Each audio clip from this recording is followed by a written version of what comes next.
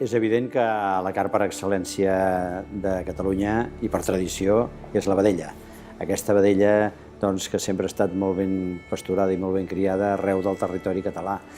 I és la carn que jo personalment la faig servir per fer el clàssic rostit de canelons. És la peça fonamental. És una carn que no té greix entrebrat i que és una carn d'una finura excepcional. Tenim una de les millors vedelles que es fan arreu d'Europa. La carn del conill és de les més saludables que hi ha.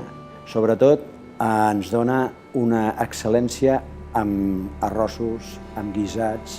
Aquí el conill és una de les peces que té més finura i més substància i més gust de les carns que pugueu menjar.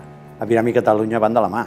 És una de les menges més quotidianes que tenim i de les més variades i de les més suculentes i de les més fàcils de cuinar.